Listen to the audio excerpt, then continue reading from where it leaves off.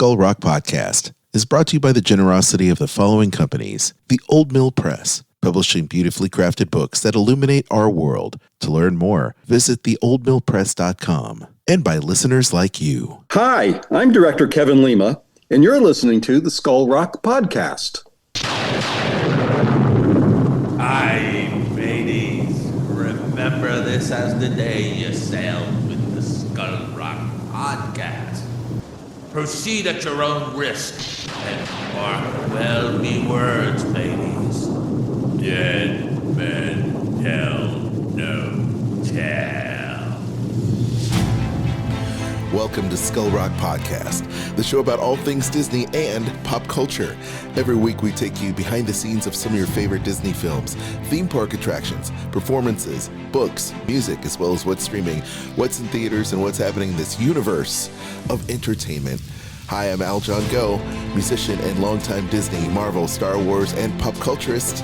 And you can email me, Aljon, A-L-J-O-N, at skullrockpodcast.com. And I'm Dave Bossert, artist, filmmaker, author, and printmaker, or at least I was last week. Welcome to the Skull Rock Podcast. If you love Disney and pop culture, please subscribe to the show wherever you get your podcasts. You can also like and follow us on Facebook, X, Blue Sky, Instagram, LinkedIn, and on the Skull Rock YouTube channel. You can also email me at dave@skullrockpodcast.com. Aljon, I am back in the seat here as co-host of the Skull Rock Podcast for at least the foreseeable future. I'm not going to be traveling anymore. We're moved into the new house, even though I'm sitting here amongst boxes in my office, and you can hear a little bit of the echo. So next week, listeners, I will have my microphone and all the good stuff that goes along with giving you a high-quality podcast back in place. Yes. Aljon, thank you. And thanks to Kat Cora for filling in while I've been out and about with dealing with this move and doing my retreat up to Maine and all of that stuff. So thank you very much. And Aljon, it's good to be back. Welcome back, Dave. And I'd also like to say thanks to Kat. She is a gem of a human being. And we've missed you, Dave. So welcome back into the hot seat once again. I love it when I can ride shotgun when you are here on the show and get back to talking about pop culture and everything. But I'm glad to see you're back, and I'm glad that you're posting stuff about your art and everything like that that's going on. It's good to have you back for sure. Thanks, man. And I got to tell you, after the last 3 or 4 months, I got up to Maine and I crashed for a couple of days before I started doing some printmaking. I really needed it. I was so exhausted. And, today we're back with part 4 of our conversation with animator, director, professor, author, Bill Kroyer, with part 4. And Aljon, I've gotten a lot of great emails from people, and I think I'm going to just compile those and catch up on it next week. Yeah. I just haven't had a chance to pull it all together for this show, so we'll have it for next week. How's that sound? It sounds great. We'll answer people's emails and comments, and I have to say, just keep them coming. We do appreciate all the feedback. We will read all the email. We'll get back to you when Dave is ready. And I will say, too, this has been a great series with Bill Kroyer, just an amazing human being, and also just such a talented person, has done so much for the industry as a whole. And I'm so happy we get to do a deep dive into his career. And let me say, too, I put a link in our show notes over the past few weeks for Bill Kroyer Month so that people can pick up his book, Mr. In-Between. And the book is great. It's a great read. If you're up and coming in terms of animation or just want to know more, this is a great book. It really is. It's a terrific book about his career, and absolutely worth the read, especially the transition from 2D to CG that Bill really rode the wave on. Yeah, absolutely. And I'm glad we're able to once again, just have him on the show and discuss his just illustrious career. So please check out the link for that. But having said that, let's see. In the midst of your retreat, Dave, among the weeks and weeks that have transpired between now and when we caught up last, and I know that we did that brief show last 2 weeks ago when you were here, able to join us on the show in the midst of your move. Were you able to catch anything over the past couple of weeks? I'm actually starting to go through withdrawals, Aljon, because I haven't been in a movie theater in weeks. The last movie I saw in a theater was The Fantastic Four. Oh boy. And so I'm going to start going back to the movies weekly again, now that I'm sort of settled in. And as far as television goes, when I go on my retreat, I'm unplugged. Yeah. I mean, I really unplug. So I didn't watch anything for the last 8-9 days. But I will tell you, I did catch up on part 2 of season 2 of Wednesday on Netflix. And I think part 2 has, if I'm not mistaken, most of the episodes are directed by Tim Burton himself. Yeah, he's back. Yeah. And so I have to say, I've really enjoyed it. I really enjoyed some of the animation that they've had in there, and just the quirkiness of Tim Burton's vision. It's a terrific series, and Jenna Ortez is fantastic. Did I pronounce that right? Jenna Ortega. Yes. Oh, excuse me. Jenna Ortega is fantastic, and it's just a great cast. With season 2, they've got Steve Buscemi in there. They also have Christopher Lloyd, as a really interesting character in the show. So anyway, 2 thumbs up for me for Wednesday on Netflix with season 2. So check that out. I think all of season 2 now is streaming on Netflix. That's all I've been able to catch up on, frankly, and I'll have more next week. No, that's great, Dave. I too enjoy Wednesday. I really would love to clamor for that Wednesday film. I think the actors are so good that I'd love to see it with a bigger budget with special effects on the big screen. I agree with you. I don't know if there's plans for them to do that. Has there been talk about it? I don't know, but I would love to see it. I think Tim Burton's vision and the actors, especially Jenna Ortega and the rest of the characters, are so compelling that I would go to a theater to see a whodunit in that whole style in the big screen. Speaking of that, Aljon, don't you think that there's a number of shows that have been on, limited series and things like that, where I think that the audience is there to actually do a big screen movie. Oh, I agree. Take the characters and put them on a big screen and do a deeper dive into a story. They're doing that with The Mandalorian. And of course, it's Star Wars. It makes sense. Absolutely. We were promised big screen, The Walking Dead. And I thought it would have been amazing to see Greg Nicotero and the whole cast on the big screen. Instead, with the pandemic, they decided to make it a streaming series instead and stretch it out. And it does affect the quality, I will say. Yeah. It affects the quality because they have to do so many episodes. Some of it is a little filler, yada yada. But I think shows like The Last of Us, Wednesday, those are things that definitely could be expanded on, and you could see on the big screen. And some of these things like Reacher and would do great because it's very very much in that action kind of vein where you can see a big screen arc kind of play itself out in the theater. So yeah, but with Reacher, you had the Tom Cruise Reacher movies that were already out there, and then they created the Netflix series with Reacher with who is it, Alan? Yes. I can't. Rickman, Alan. Yes. I think it's. Yes. Yes, that was Alan Richson. Richson, yeah. So, I mean, look, there's other shows where you could certainly make a big screen film out of it, and hopefully that might become a trend. I don't know. Yeah, you know, if they're doing it with the Mandalorian, why not? Yeah, They could probably do one with Andor. yeah, absolutely. I would love to see it. It looks great. Well, in theory, I think it would be great. So anyway, let us know what you've been watching out there, gang, and we'll check it out in a future episode.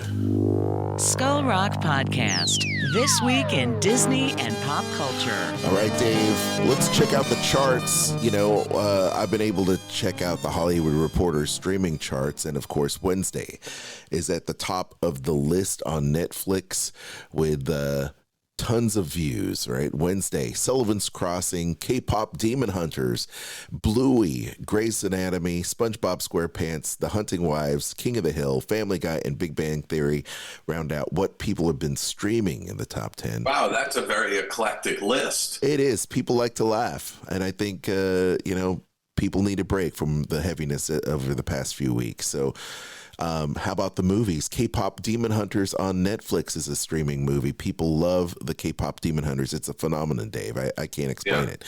Happy Gilmore 2, which I've seen in your absence. I have seen. It's really fun. Is in number 2. Kandahar at number 3.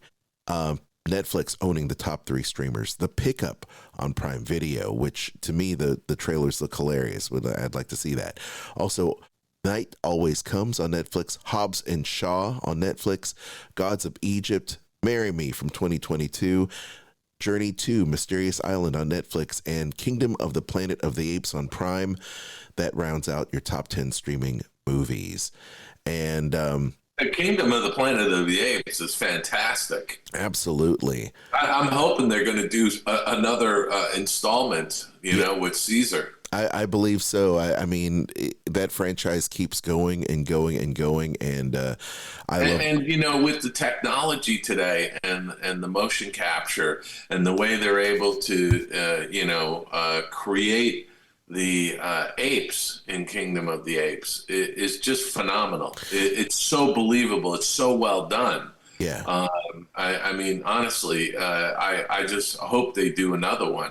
100%. I mean, I've loved the original Planet of the Apes films. And even though, with drastically reduced budgets, over the course of those initial films, I still love it. It's beloved. Anytime it hops on TV, I'm just captivated. I've got to watch it. And these new films are just amazing. $14.3 million after a huge theatrical run, Disney's Lilo and Stitch, which, by the way, Dave, I finally saw. Uh-huh. And I thought it was great. Like, I really... The live action version, right? Yeah. Yeah. I really liked it. Again, I've said it over and over. The movie should have been a live action film to begin with.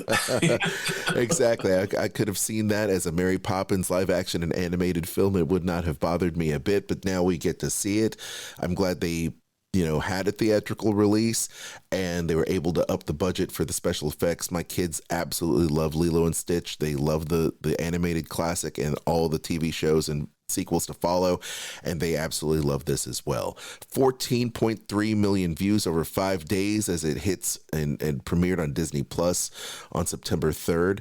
It provided a boost to the 2002 animated film, as we had we saw that coming. Of course. You're always going to have people watch the original before they go out and see the new one. Exactly. And a sequel has been greenlit, so looking forward to seeing that. Yeah, and by the way, they're bringing Chris Saunders, who was one of the directors of the original Lilo and Stitch. They're bringing him back in to write this sequel to the live action. Well, that's great. And of course, he's reprising the voice of Stitch. I love that they're bringing Chris back. I mean, Chris is such a talent, and that robot film that he did was absolutely amazing. Yeah, Wild Robot. It was fantastic. And TV ratings on task. HBO says 3.1 million people watched the premiere of of Task over 3 days, putting the drama 26% ahead of creator Bragg Ingelsby's last series, Mayor of Easttown. The total also put Task in select company as the top 5 series debuting all HBO original shows. And that show, of course, stars Mark Ruffalo. That's on that is Task on HBO Plus. I've not seen that, but people really dig it. Now, the box office, according to the Hollywood Reporter, Japan's anime blockbuster Demon Slayer Infinity Castle scoring a huge U.S. record opening. This film is among a slew of new wide releases gracing marquees this weekend, including Downton Abbey, the grand finale, The Long Walk, and Rob Reiner's Spinal Tap sequel. By the way, the Spinal Tap sequel looks hilarious.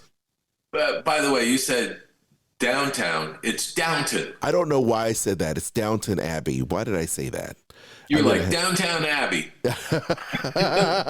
Downton Abbey. Downton Abbey, of course. Where's my brain, Dave? Where's my brain? Of course it's Downton Abbey. But how about that? I mean, people in the anime community are coming out in droves to see it, and it's actually hit my children. My children are all about the anime now, and I think it's because they're in school and Japanese anime is now everywhere. They're wanting to consume it. Are you surprised by this kind of? No, I'm not. I think anime is finally having its day in the spotlight. You know, I think anime for a long time was, sort of a fringe in the U.S. It was on the fringes of animation. It was hugely popular in Asia, certainly in Japan, obviously, along with manga. But I think it's finally having its moment in the United States, in North America. Yes, I mean the U.S. debut of Japanese anime sequel Demon Slayer, Kimetsu no Yaiba, the movie Infinity Castle, its own Sony-owned Crunchyroll is handling the movie, and it had a huge Friday haul of 33 million, including 11.4 million in previews, and that is impressive for anime. So congratulations to that. That is great. And of course, Dave, I was watching Kimmel, and they played, Spinal Tap. They had the guys from Spinal Tap on, and of course my instruments are featured in there. So of course I got to tune in, So it was good to see that Spinal Tap is back in theaters. It's kind of crazy after all these years that Spinal Tap is back to say. So I can't wait to check that out. Awesome. Now, where to watch the 2025 Emmys online for free. Hosted by comedian Nate Bargazette. I hope I said that right. TV's Biggest Night will air live September 14th. That is tonight as we record this. And now as you listen to this show, you'll be able to stream it so you can see it there, streaming live on Peacock or at Peacock Theater. And it's going to be available on Hulu Plus, DirecTV, Fubo. It'll also stream on Paramount Plus Premium and Paramount Plus Essential, and you'll be be able to access the full show on demand on September 15th. So I like the fact that it's streaming live, and then you'll be able to see the entire show on streaming here in a few days. So that's really cool.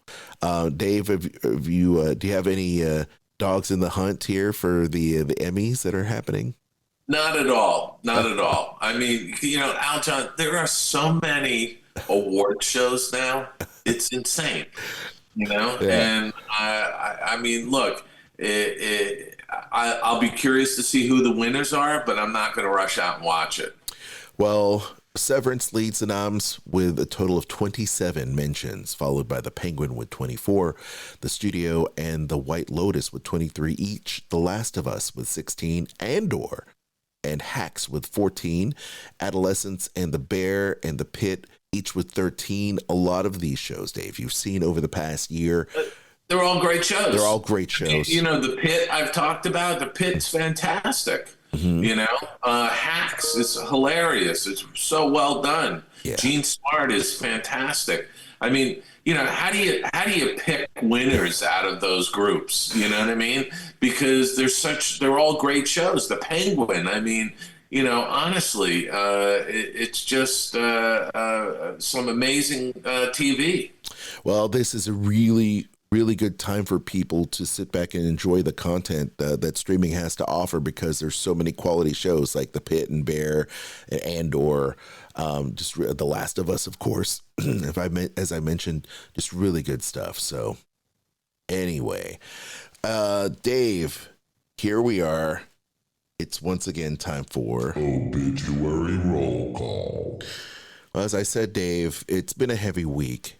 And I will say that there has been a funeral service for Charlie Kirk that has made the rounds. It's just a shame that things like this are happening in this time. But a public memorial service for Charlie Kirk, conservative activist, scheduled to take place in Arizona, his home state, September 21st. That is a Sunday, according to the Turning Point USA website.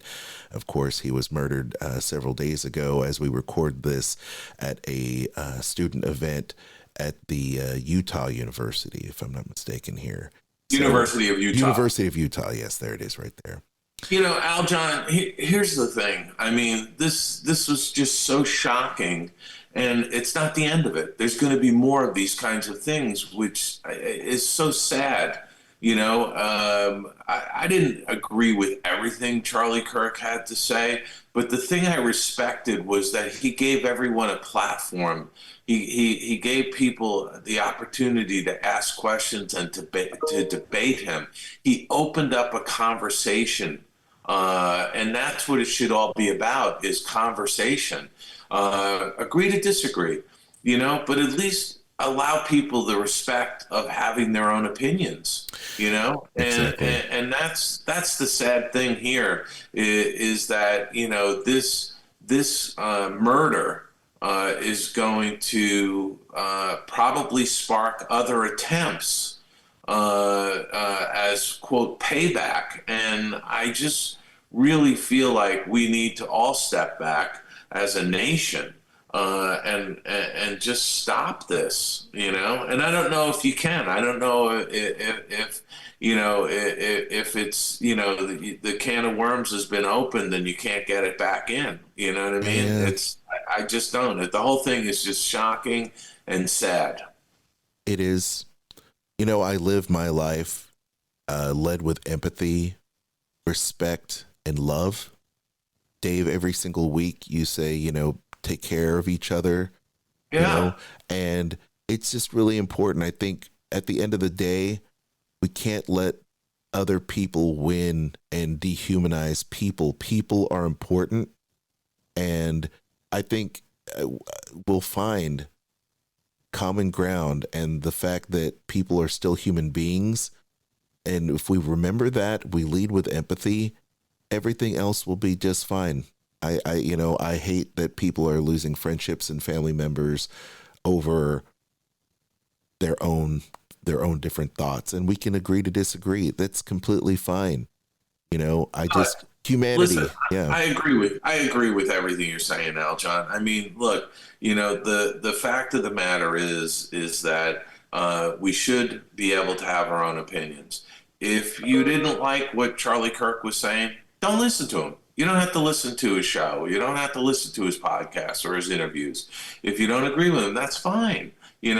But to take this kind of action against people who have a viewpoint is just wrong. It's absolutely wrong. Absolutely. Well, here we have, Dave, the royal family's eldest member, Catherine, Duchess of Kent, dies at 92. Wow, Dave, 92 years old. Hey, listen, if you get into your 90s, you've had a great life. And certainly being a member of the royal family, she probably had a fantastic life. Once again, Her Royal Highness passed away peacefully the other day at Kensington Place, surrounded by her family.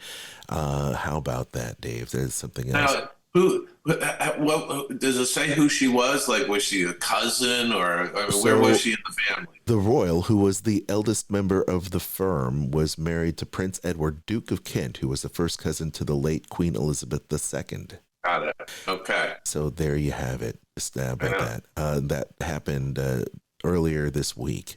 Also, Supertramp, whom I've been able to see live, the founding member Rick Davies passed away at the age of 81, and very sad indeed. Supertramp had risen in prominence in the 70s. And the rocker died at his Long Island home Friday over a decade-long battle with melanoma, a type of blood cancer. I'm sorry. Myeloma. Myeloma, which is a blood cancer. Like, yeah, so that is so sad, But Long Island, Dave, is what, he lived over there close to where you grew up. So, Yeah. Does it say where on Long Island? it doesn't say exactly where on Long Island. But, that's the type of, kind of leukemia there that he passed away is. The Goodbye Stranger hitmaker wrote, what was it? The Goodbye Stranger hitmakers wrote of Davies on Facebook, I guess his remaining band members. We had the privilege of knowing him and playing with him for over 50 years. We offer sincere condolences to Sue Davies, musician's wife, for whom he shared over 5 decades. Wow. That is amazing. Polly Holiday, the surviving last member of the cast of Alice, who I love that TV show, Dave, passed away at 88 after a battle with pneumonia. Kiss my grits, Dave. Wow. She was known for her role as Flo. Yeah. And I absolutely adored this character. Of course, Polly Holiday, along with Vic Tayback, which was, as Mel Sharples in that show Alice that I grew up, Philip McKeon as Alice's son Tommy, of course Linda Lavin passed not too long ago as Alice Hyatt, and Beth Howard as Vera, were part of that show, one of my favorite sitcoms back in the 80s, Dave. It's wow. There we go. It's amazing. She was the last surviving cast member. Absolutely. And we just talked about, I think Linda Lavin had passed away not too long ago. So, yeah. So how about that? Boxing champion Ricky Hatton died at 46 months before his scheduled comeback. British boxer Richie Hatton died, according to a report from BBC on this past Sunday, or actually today as we record this, I believe. The former world champion Hatton won titles in the light heavyweight and welterweight before retiring in 2012. And it's amazing that he was preparing for a comeback, Dave. But once again, rest in peace. Dave, before we get in... What did he die of? I mean, that's so sad. 46. Yeah, absolutely. So young. Yeah, that is the report. I don't think, Hatton had been battling depression, drinking, and has had a substance abuse problem that it's been reported.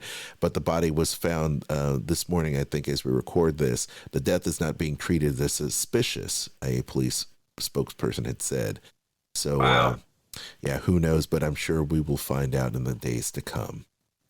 Before we move on to our big piece, which is our Bill Kroyer Part 4 episode, Dave, we didn't say this, but we missed your birthday, I think, as you were moving. So I wanted to, it was probably a month ago that your birthday happened, but happy birthday, belated birthday, Dave. Thank you. I appreciate that. Thanks very much. It was an insane month, and I have to tell you, on my birthday was the last day we were in our California house. Yes. And the next morning we got picked up at 4 a.m. to fly to the East Coast. So it wasn't much of a birthday this year. I'll put it to you that way. Well, we wound up going out for a birthday dinner like a week later. Yeah, that's right. That's right. Well, and now we're celebrating your birthday here 3 weeks after that. So there you go, Dan. And I will tell you, Aljon, I did miss my mother calling and singing happy birthday to me like she did every year. Yeah, absolutely. That was her signature thing. you'd pick up the phone on your birthday and go hello, and there would be moms just going right into a happy birthday to Uh-huh. you. Yeah. Well, may she rest in peace, Dave. And you have that Yeah. memory. It's really great. May she rest in peace. And I will say that, when that happens, maybe you can go back into some of your old voicemails and emails and smile. There I you go. I I had done that not too long ago. Go back in and see some of my mom's emails from before 2013, before she passed, and it's always, it brings a smile to you. Yes, And absolutely. it's really great that you can go back and do those type of things, and hopefully save some whatever voicemails that you have. And I encourage our listeners to do that as well. If you have voicemails from your loved ones, archive them, because you never know what can happen in this life. Life is too short. Yes. Having said that, let's lean into our part 4, Dave. Can you believe it? It is Bill Kroyer month, animator, director, teacher, and overall wonderful human being. Sit back and relax. It's Bill Kroyer on Skull Rock Podcast. Let's do it. Hey, let's chat. Let's chat. So let's chat now. Let's chat afterwards. And he said, let's chat again. Skull Rock Podcast. Interview time. Well, Aljon, we are back again for week 4 with animation director, animator, author, Bill Kroyer. Bill, welcome back to the Skull Rock Podcast. Thank you. Thanks for having me back. I can't believe you're having me Well, back. you know something, I have thoroughly been enjoying this conversation. I really enjoyed last week talking about, the Fern Gully production and all the things that happened in that. And the pitfalls that filmmakers are, constantly have to deal with executives and producers who don't have animation experience and all of those kinds of things. But we left off that you, after Fern Gully, you went to Warner Brothers, and then you left Warner Brothers and you went to Rhythm and Hughes.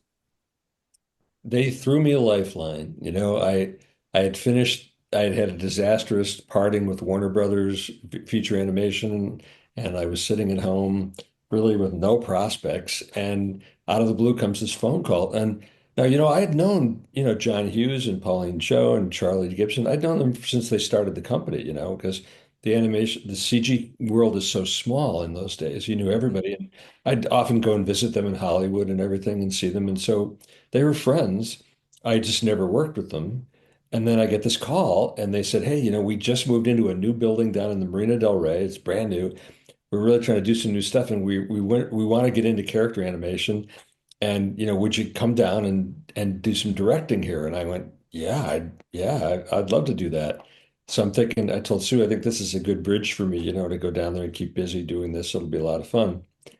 So I went down there and, sure enough, I don't know if you ever went to that facility in Marina del Rey, but they literally had just moved in. They hadn't even framed out the offices yet. They had bare 2x4s up and everything. It was really kind of open space, and the crew was all getting settled and decorating their cubicles and everything.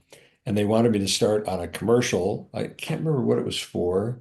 I think it was a Mucinex commercial, perhaps. And I think Lisa White was producing it. And they gave me a desk in the corner of one of the rooms in the art department there. And I sat down and started working with the animators. And within 3 days, there was another commercial that came in. And they said, will you do this one too? And yeah, of course I'll do that. And all of a sudden, I was so busy. And it was a little bit like my very first job at Spun Boogie, where they never really asked me to come back. I just kept coming back. Right, And right. I didn't think I had a contract for months. I think they just kept, come on in tomorrow. We got, they pay you this much, and I would come in and I would direct this and direct that, and I was having a great time because, they really wanted to become known as an A-list character acting studio in CG, you Yeah. know. And if you remember those days, what a crazy time it was in LA back then. You had not only the animation studios like Metrolight had come out, they were there, and you had, Sony was starting. You had the big visual effects companies like Framestore and Digital Domain and everything were all going. They were all starting to do some character stuff. But Rhythm and Hughes really wanted to become known as a character animation place. They had just won the Oscar for Babe, Yeah. But Babe was more of a technique than like acting, original acting, right? And so And when you can you explain that for our listeners? Because with Babe, I mean that's such a terrific movie. It's really stood the test of time. But they were using a real pig and adjusting his mouth, weren't they? it's what we call 2.5D, Yes. because you shot the entire movie in live action. And when you're shooting the animals who are going to eventually talk, the director is shooting them and they're doing playback on what will eventually be the voices, and they're trying to capture the animals' head movement and body movement and framing in such a way that it feels like it will be eventually a performance when they add the facial stuff. We didn't on Babe, they didn't change any of the body or head motion because they couldn't. They were trapped into what they captured live action.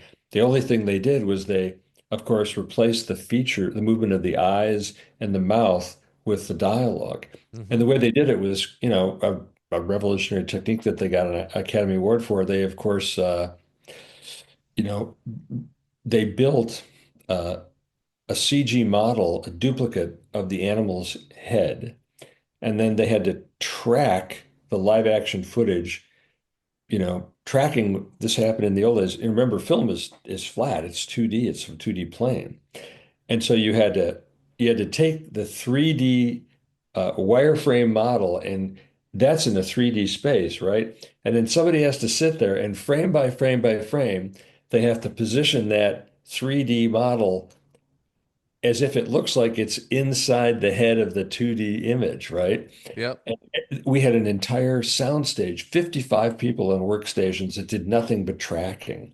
And all they did was sit there and track the floor surface, and they tracked any objects, and they tracked the animals' heads.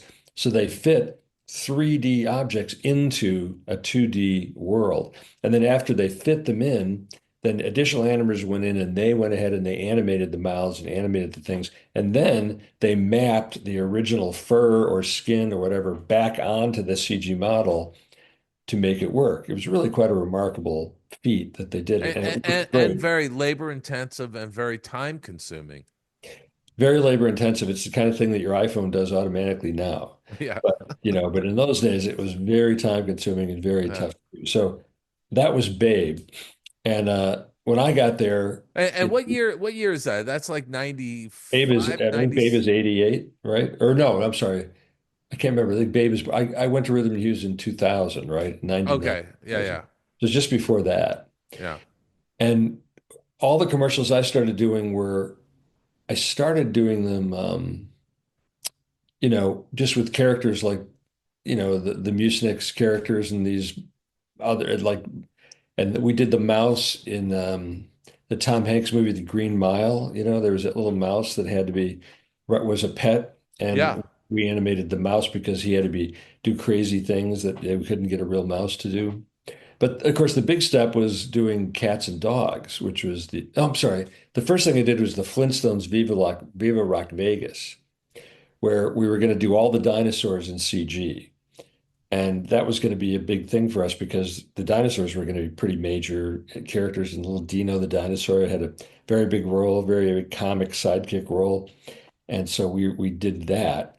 And in some ways, we were getting away with murder because, first of all, nobody knows what a dinosaur really looked like or really moved. And it was cartoony. There were cartoony dinosaurs, right?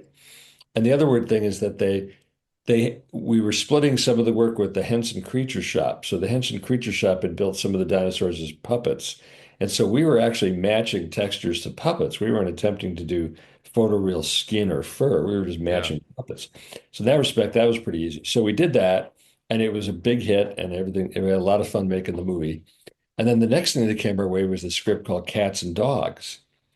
And boy, when I read that script, I thought this is a slam dunk. It was so hilarious. And they had hired a guy named Larry Guterman to direct it. It was a first time director. He'd never really done anything.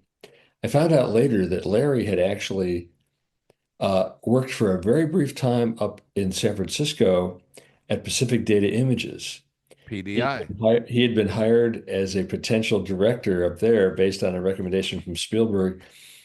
but he didn't last because he couldn't make a decision. He'd want every scene storyboarded like 7 different ways. And I Uh, said, we can't do this, yeah. Here's the board, shoot the board, and can't we see it from this end? So that's the guy that was going to direct Cats and Dogs.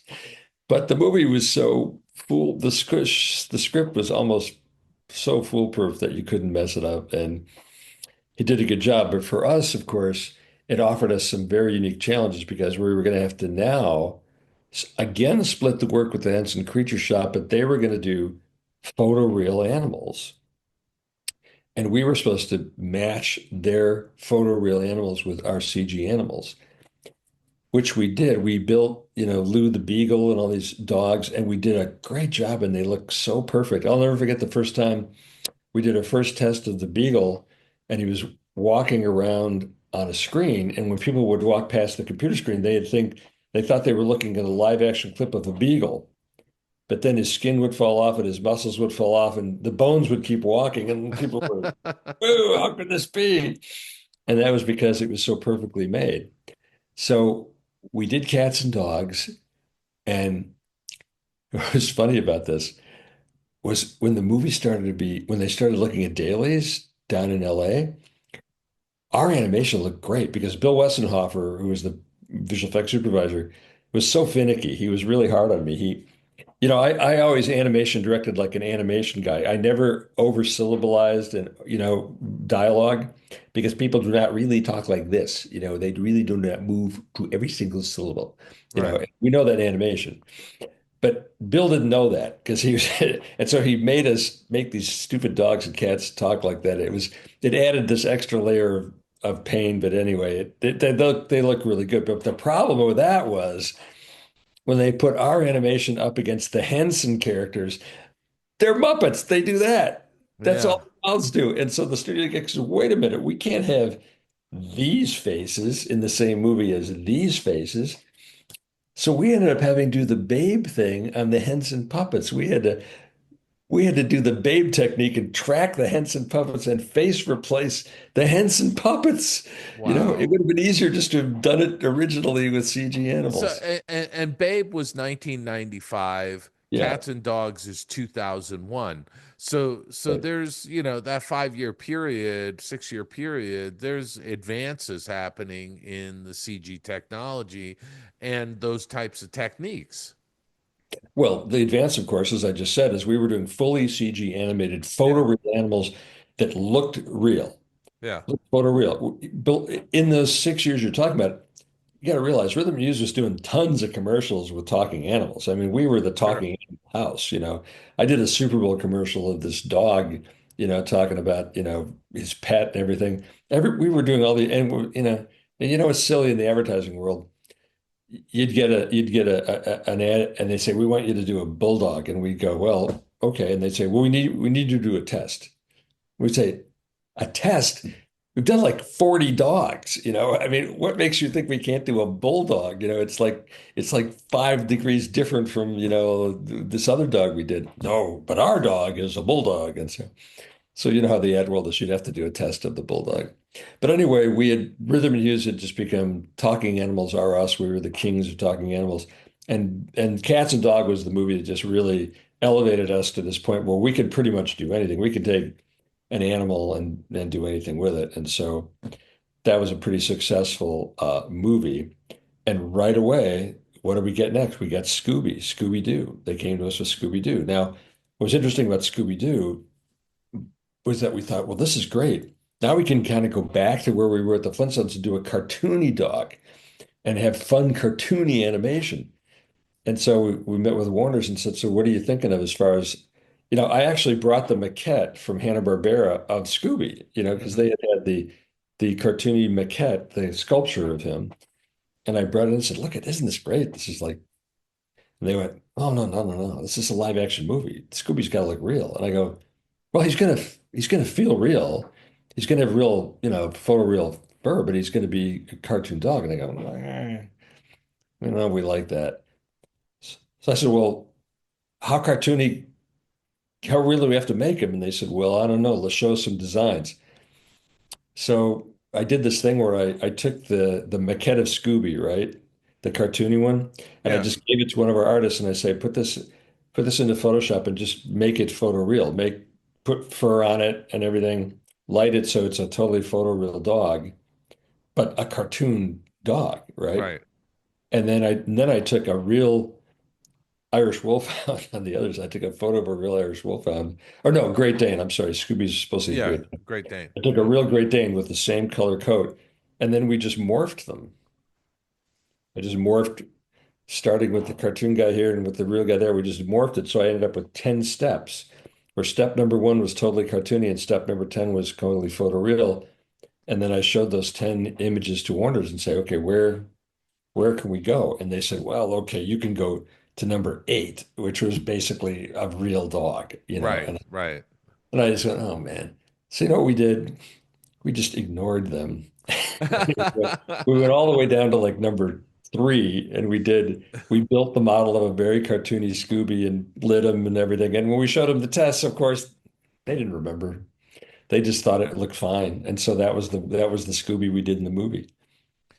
When you're doing those kinds of live action animation combination films, how important is the lighting and who's involved in that? Because that to me is what really sells these projects, is if the animation is integrated into the live action flawlessly.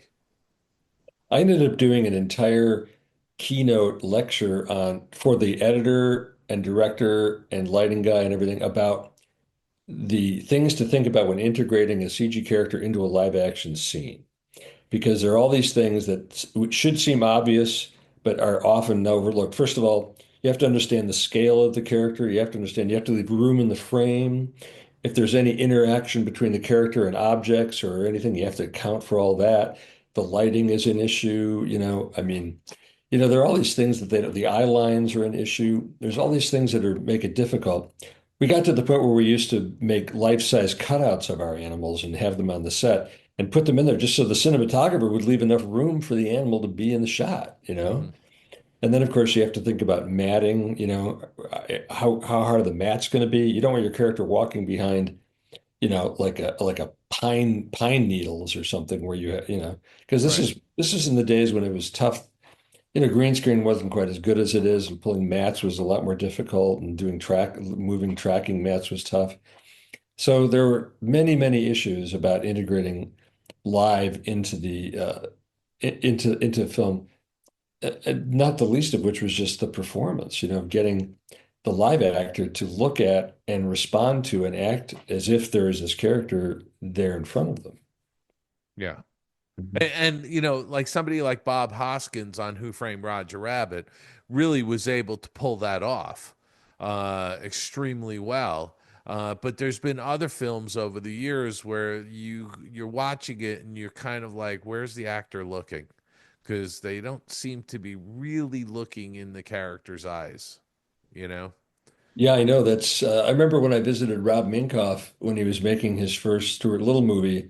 They had just developed this brand new thing that I had not seen, that we had not used at Rhythm and Hughes, and it was a pulsating laser pointer, and the laser pointer was synchronized to the film shutter, so you could point the laser at the place in the set where you wanted the actor to be looking, and the animation director could move the laser pointer as he knew the character would be moving, and the actor could see it, but of course it wouldn't show up on film because it was synchronized to the film shutter, Mm, which was wow. an extremely clever thing to do. I thought Yeah. that was just a wonderful thing. And we used to use things like, track C stands with tracking with balls on taped to them and everything, just so they'd know where to go. But eye lines, and especially moving eye lines, as you said, were that's a really critical thing to make them seem like they're in the scene together.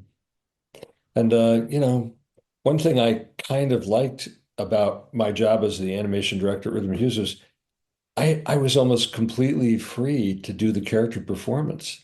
The live director never came by.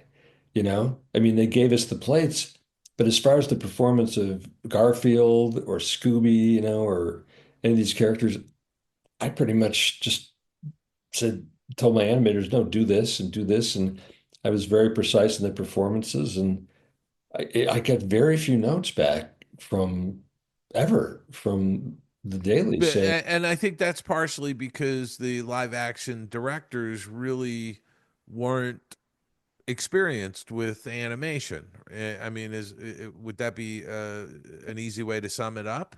I think it was, and I think in some ways the magical thing of seeing this character on the screen just reacting perfectly, in a believable way, in their movie, I think made them feel really good. I thought they Yeah. would go, well, and you're right about the fact that their complete inexperience with what to do next probably made them a little bit hesitant about, well, why don't we do this or do that or how you do that? And all my directing at Rhythm and Hues, I can hardly remember ever getting a drastic change note, where I Yeah. said, oh, no, you completely missed the performance. I don't think I ever got that. I felt good about that because in some of the sequel movies, I felt the animation wasn't as well received, and I like to think that a lot of it came from my direction. So, yeah.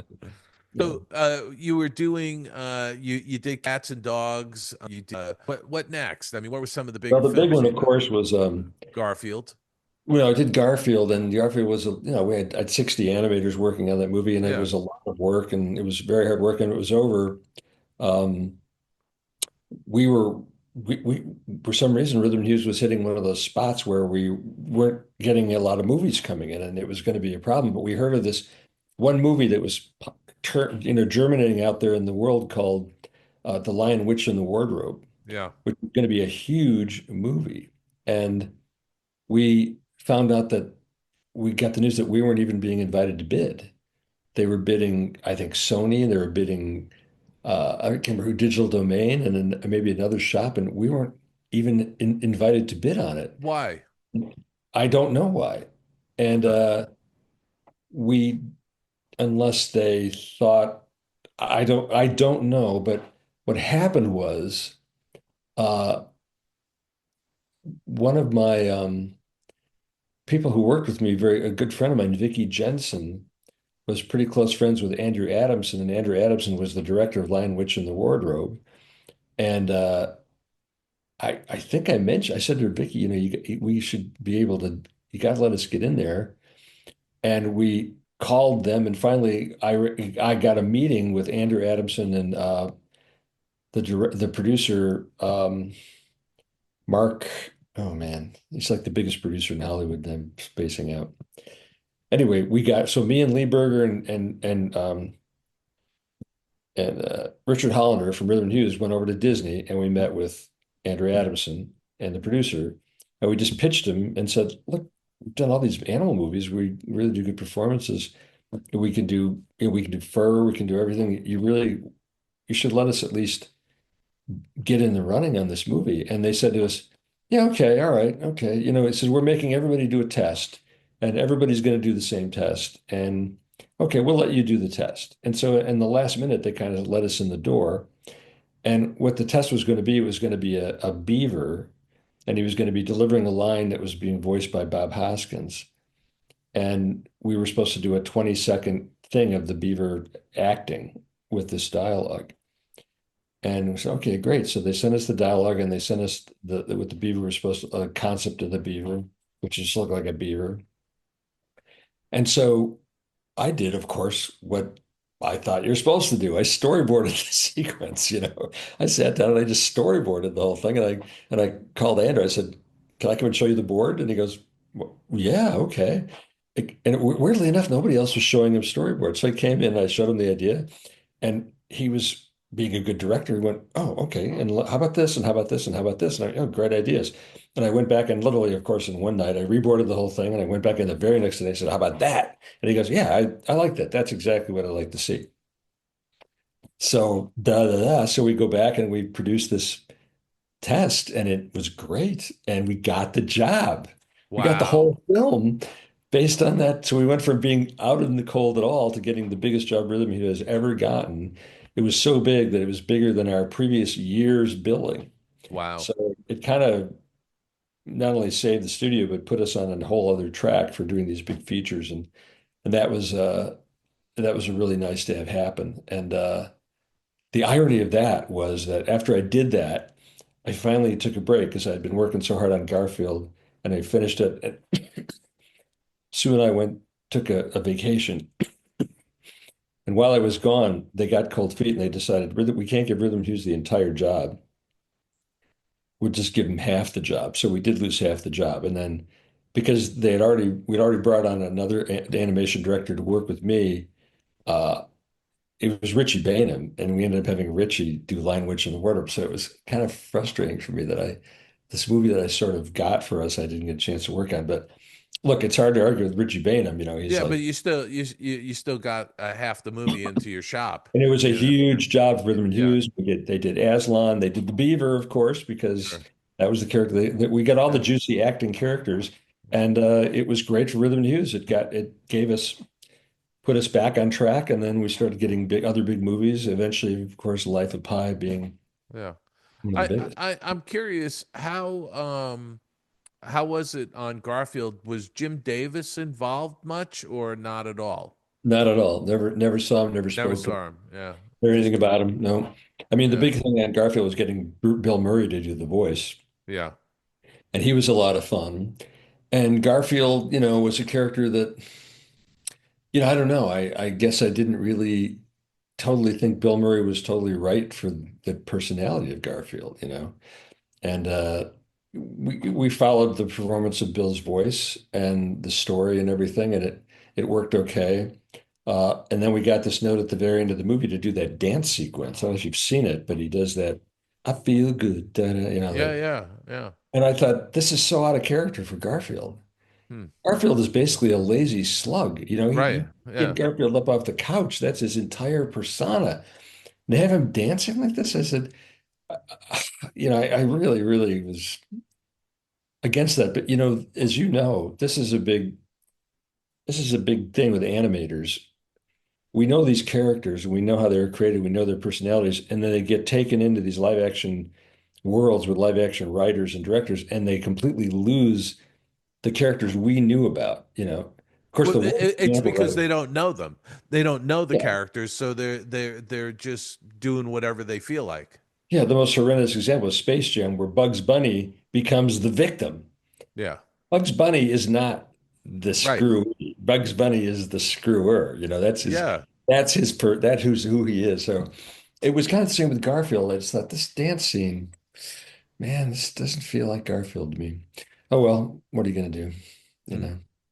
Did you have to work with Bill Murray at all, or was No, it I all never saw him. No, you I never never saw saw him? him. Yeah. The live action director did all the voice recording and Yeah, everything. I was just curious how he might have been to work with. I But wish I had. He's yeah. a fellow Chicagoan. Yeah, there you go. Yeah. What was next? Well, right about then, things at the studio started to change. And I'd been there 10 years. And when I started at Rhythm and Hughes, it was the dream job. We worked 40-hour weeks. John Hughes would not allow you to work overtime. I Hmm. tried to pitch John to do some studio shorts, and he would not allow people to work for free. The studio just had this certain atmosphere and everything that was really terrific.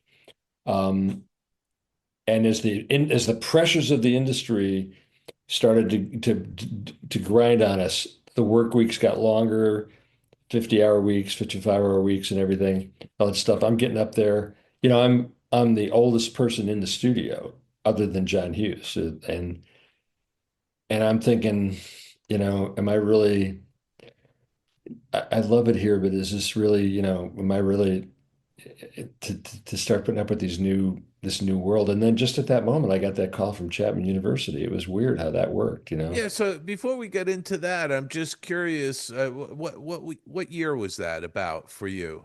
2010. 2010. I And was so there, yeah, you I got there in 2020. yeah. Actually, like 2009 is when I got the call from Chapman, which of course I turned down right away. I said, "Why are you calling me? I'm actively working at Rhythm and Hughes. Yeah. I've never really taught." And I went home and I told Sue, "I got the weirdest call today. I got this call from Chapman University," and she goes, "You're going to go down there." And I went, "But I'm not really a teacher." She goes, "You're going to go down there and meet with them." And I called them back and I said, "Okay, I'll come down and have lunch." And the reason I was not that interested, of course, was that Sue had been teaching for years. Sue had taught at Cal Arts, and then she Mhm. taught at Woodbury and everything. And I had friends teaching, and I had lectured everywhere. I'd been to USC, I'd been to, Hmm. Otis, I'd been to Cal Arts, I'd given lectures. It didn't feel like the academic world was really right for me. Right, right. But I go to Chapman and I walk into that studio and it didn't feel like academia. It felt like a studio. I mean, they had sound stages cooking, they had people doing production, they had casting sessions, they had a mocap room.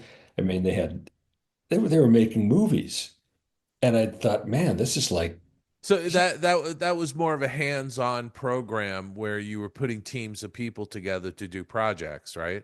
they made like 30 short films a year at Yeah, Chapman. I mean, yeah. and they had great teachers. David Ward was there, John Badham was there. I mean, they had A-list Hollywood people. And I was like, where's this place been? Ironically, I had heard about it years before when I was asked to storyboard a rock video for a director named Gil Bettman. He had gotten this break to do a video for Sammy Hagar, and he was at a loss. And a friend of mine, Doug Leffler, who was a great storyboard artist, Oh, yeah. he called Doug and he said, "Will you do this?" And Doug said, "I can't. I'm too slammed. Call Bill Kroyer." So Gil comes over and he says, "Would you board this video? I have no idea what to do." So I just came up with this idea and I boarded it. And Gil shot it the way I boarded it, and he said it kickstarted his career. But I said, well, what do you usually do? He says, well, I teach at Chapman University. So where the heck is that? He goes, that's in Orange County. Went out of my mind for like 6 years until I get this call. I go down and I had this lunch with Bob Bassett, and I loved the place. I loved the studio. And then Bob said to me, I'm a live action guy, but I can see that animation visual effects is coming on like crazy. I have nothing in this school about live action, about animation visual effects. I would like you to set up an animation visual effects program, and you can run the thing. You can hire the all the professors. You can write the curriculum. I'm like, really? You're going to give me that? And he goes, yeah. You can just you do it. And I just thought that sounds like a lot of fun. And I went home and I talked to Sue, and we thought, you know, I just felt like it would be something different and nice to do, and Wh- a chance wh- to kind of pass on what I had learned all those years. Yeah, I'm curious though, were you at a point in your career where you were kind of like, I've done all of these cutting edge things, I've done all this new stuff, and I'm getting to a point in my career where I don't want to do 60 or 70-hour weeks? That was exactly it. And there was a bit of the ageism thing where the clients are always looking for younger people. So yeah, so can you talk about that for a second? Because Aljon and I have had this conversation time and time again with our guests, because we keep hearing this, and I say it's the ism nobody wants to talk about. But can you talk a little bit about ageism and what you were feeling before you moved on to Chapman? Well, like I said, I was the oldest person in the building other like by 10 years other than John Hughes. It's a young person's industry, CG, as you know, and people were fascinated with it still at the time, and they'd work 80 hours if you asked them to without asking for a raise. It was beginning to be a really different culture. And I think clients also, a lot of clients were kind of like the idea of being the old veteran didn't seem to hold the same sway. Like our generation, if you had brought Frank or Ali or Milt or those guys when they were 70, you would have went, whoa, I really got something here. For some reason, when my generation turned 70, people went, this person is like 70 years old. We really don't want, let's take this young person over here. So I guess I did feel a little bit of that. You You know, know, I was gonna say I knew years ago a screenwriter who was, up there in age, and he said to me, he said, Dave, he goes, these studio executives, they don't want to go into a conference room and sit across from their father. That's what he said to me. And I Well, and that's and it, exactly right because yeah, so many of them you're exactly right. They were in their 30s and 40s and yeah. I had a few problems with that when I was doing commercials with people like that where it was just tough, to do. So anyway, I think it was, look, Rhythm News was a wonderful place. I felt so blessed to be there as long as I had been, but I really felt that, the pressures were coming down, the work was getting harder to do. I was getting on in age and, and those complications. And I just had this pretty incredible opportunity to do something different and fresh, and if the Chapman thing had not been so out of the blue miraculous, would I have left? I'm not sure, but I just liked Bob Bassett. I thought he was a terrific dean, and to go into a place like that and to make an animation department out of nothing, I thought would be fun, and it was. So I went down there and I was allowed to hire people, and get the thing going, and I had a great time. So what happened at Rhythm and Use? You just decided one day, you went in and said, "Hey, John, I'm done." Well, yeah, my contract was running out, and I met with Stacy Burson, and we just said, don't renew it. Were they going to? I think they would have, but But you didn't want to. I never got to the point of finding that out. Yeah. Every year it was automatic, and I just went in and said, I'm going to do this other thing, and so I'm, I'm gone, Yeah. and I have, even after I left, I had very, very close relationships with the Rhythm and Hughes people, and when they did their big anniversary thing down at Cigarette, they asked me to be the MC and represent the studio and everything. So I left on wonderful terms with everybody, and I think they thought highly of me and what I had done there, But I guess, at least from my point, it was I didn't think I could really.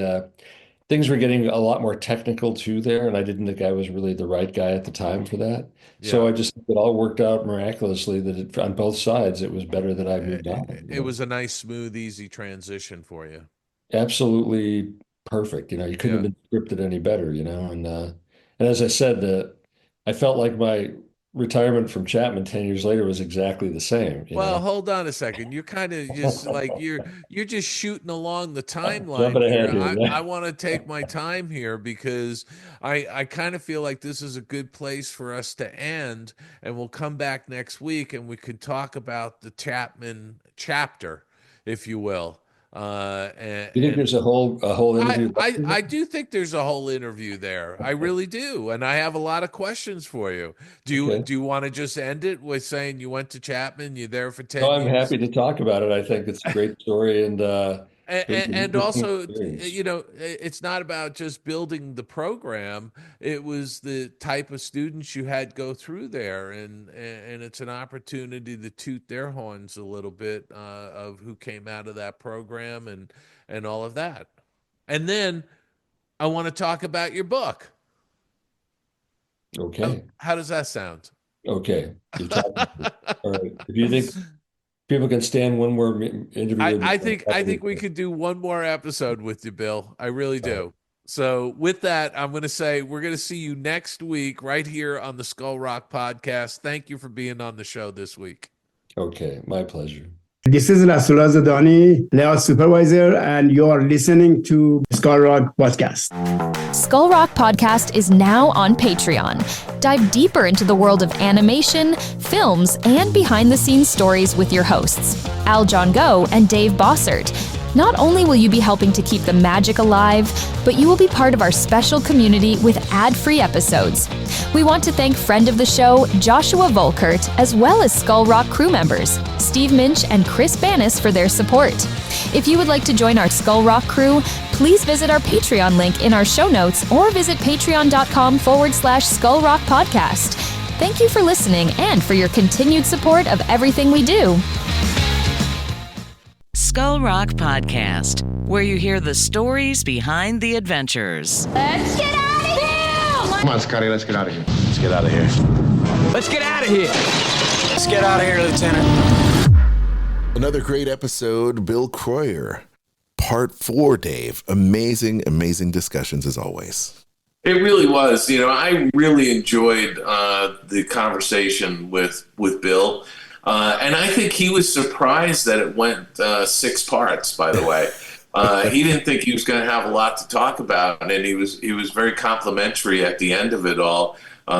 with the kinds of questions I was asking him. And, again, it was a very relaxed and wonderful conversation. And I think he had some great stories to tell and continues to tell, because we still have 2 more parts after this. Oh, that is awesome. I tell you what, gang, please go out of your way and check out his book, Mr. In Between. The link is in the show notes.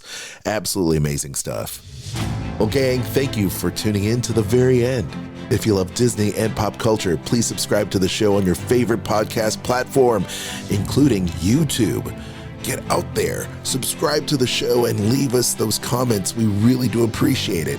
Leave us those 5-star reviews if you believe we've deserved it. You can follow us on all the social media platforms as well. Definitely check us out on Facebook. We're very active there. We have a Facebook group and everything. Ask us those questions.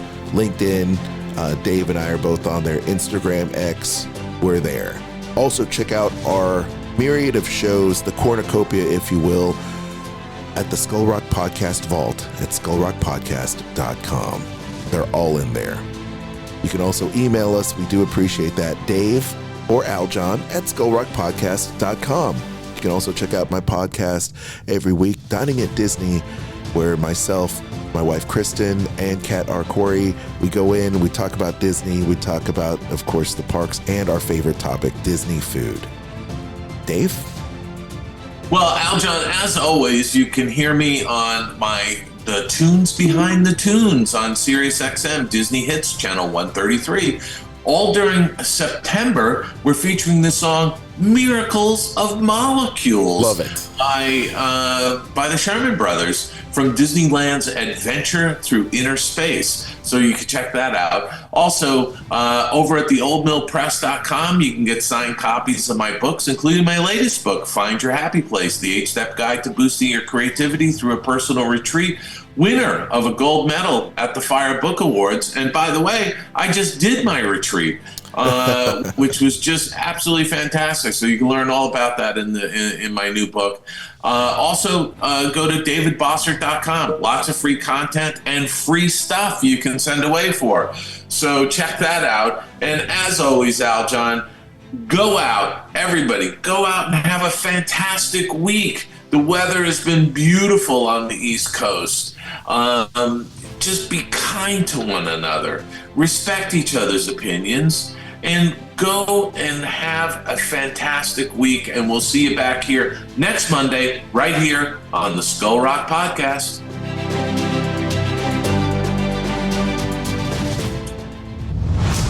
Hey, gang. It's time for the Disney travel deal. Of course. Kristen, what kind of deal do we have this week? Well, we're going to be talking about Walt Disney World. And right now you can save up to 20% on rooms this holiday season. You can also, if you are staying for 4 days or longer, if you include with your room 4 days or longer standard theme park ticket, you will get a Walt Disney World Resort dining and shopping promo card. Of course, it's going to be vary based on your resort category. So if you're at a deluxe or deluxe villa, it's going to be a promo card of $100. Moderate $75 and $50 for those who are at a value. But the up to 20% off is going to be valid for stays most Sunday to Thursday nights from October 12th to November 20th and most nights from November 23rd to December 25th. So you can enjoy this when it comes to the holiday season. Love it. And when it ends on December 25th, that is the holiday season that many people are excited to get to enjoy at Walt Disney World. So, wow, yeah. I'm looking forward to it. Take advantage now. Yes. And how can people take advantage of this or any other cruise line deal, including Adventures by Disney, or even going to the, Universal Orlando, yes, Universal or Orlando. You can any cruise line, both river and ocean. Yes. Where can people They can email contact you? me, Yes. Kristen, Kristen, at magicaljourneystravel.com.